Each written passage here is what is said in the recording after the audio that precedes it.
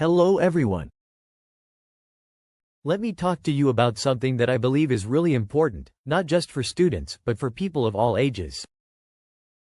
It's the idea that no matter how old you are, you're never too old to learn new things.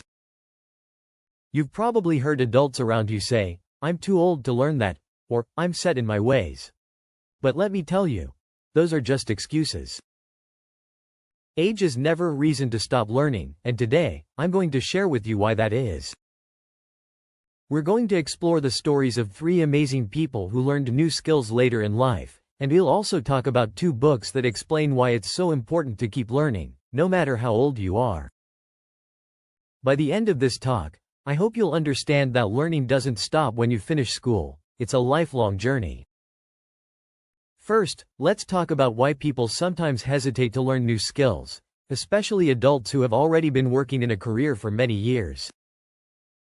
If you've been doing the same job for a long time, it can feel really scary to start something new.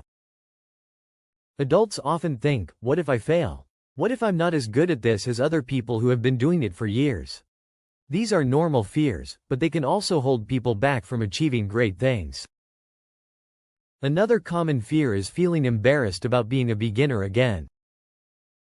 Imagine being really successful at your job and then suddenly starting something where you don't know anything. It can be hard to accept that you might not be good at something right away. Adults especially might worry, what will people think of me if I'm not perfect? But here's the thing, everyone starts somewhere. No one is born knowing how to play the piano, code a computer, or speak a new language. It takes time and effort, and being a beginner is a necessary part of that process. Finally, people sometimes fear that their brains aren't sharp enough to learn new skills after a certain age. This is a huge misconception. Science tells us that the brain continues to grow and change throughout our entire lives, especially when we challenge ourselves with new learning experiences. Learning something new, whether it's cooking, a sport, or a language, keeps your brain healthy and active. Real-life example 1. Julia Child. You've probably heard her name before. She's the world-famous chef who brought French cooking to America. But what you may not know is that Julia didn't even learn how to cook until she was almost 40 years old. Before that, she didn't have any real interest in cooking. She worked different jobs, including being in the intelligence service during World War II. It wasn't until she moved to France with her husband that she found a passion for cooking. Most people would think that at 40, your career is already set. You've made your choices, and it's too late to change paths. But not Julia. She enrolled in the famous Le Cordon Bleu cooking school and started learning everything she could about French cuisine. Her journey wasn't easy, she had to practice, make mistakes, and learn from them. But eventually, she became not just a great cook but a household name. Julia Child's story teaches us that it's never too late to learn something new and become great at it. Real-life example 2. Colonel Sanders. Another inspiring story is that of Colonel Harlan Sanders, the founder of Kentucky Fried Chicken, KFC.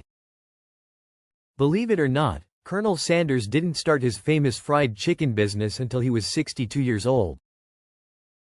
Before that, he had tried his hand at many different jobs. He was a gas station operator, a farmer, and even a lawyer at one point. But none of those jobs worked out for him. By the time he started cooking chicken, most people would have been thinking about retirement. But Colonel Sanders didn't see his age as a barrier. He believed in his chicken recipe so much that he traveled from restaurant to restaurant, pitching his idea to anyone who would listen. At 62, he was willing to take risks and be a beginner in a new industry. Today, KFC is one of the most recognizable fast food chains in the world. Imagine if Colonel Sanders had thought, "I'm too old for this." He would have missed out on creating something amazing. Real-life example 3. Laura Ingalls Wilder. You might know her as the author of the Little House on the Prairie books, which have been beloved by generations of readers. But here's something interesting. Laura didn't even start writing her books until she was in her 60s. For most of her life, she was a farmer's wife, and she didn't think of herself as a writer. But after years of living through tough times on the prairie, she realized she had stories to tell, and she didn't let her age stop her from sharing them. Her first book was published when she was 65 years old. Instead of thinking, "It's too late for me to start a writing career," she embraced the opportunity. Her books became bestsellers, and now they're classics that people still read today. Laura Ingalls Wilder's story is a perfect example of how it's never too late to discover your talent and make an impact.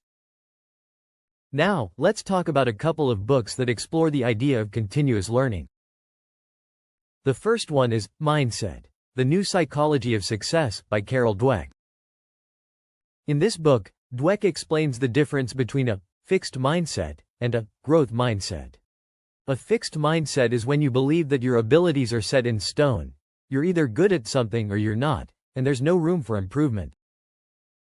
A growth mindset, on the other hand, is the belief that you can always improve through effort and learning. This is such an important idea because it means that you're never stuck. No matter how old you are, you can always learn and grow. Another great book is Range: Why Generalists Triumph in a Specialized World by David Epstein. In this book, Epstein argues that people who explore many different interests and learn a variety of skills often end up being more successful than those who specialize in only one thing. He gives examples of famous athletes, scientists, and artists who found success later in life because they weren't afraid to try new things. This book is a great reminder that it's okay to explore different paths, even if it means starting over later in life. So, what do we learn from all these examples and books? First, we learn that the fear of failure or embarrassment shouldn't stop anyone from learning something new. Whether you're learning how to cook like Julia Child, starting a new business like Colonel Sanders, or writing a book like Laura Ingalls Wilder, the key is to be willing to embrace the challenge. No one gets it perfect on the first try, and that's okay. The important thing is to keep learning and growing. Second, we learn that it's never too late to find a new passion. You might think that by the time you reach a certain age, you've already figured out what you're good at, but that's not true. Life is full of surprises, and you never know what new skills or interests you might discover if you're open to trying. Thank you for watching. If you enjoyed this video and would like to see similar content, please consider hitting the like button and subscribing. So, the next time you hear someone say, "I'm too old to learn that," remind them of these stories. Remind them that learning doesn't stop when you get older, it only stops when you stop trying.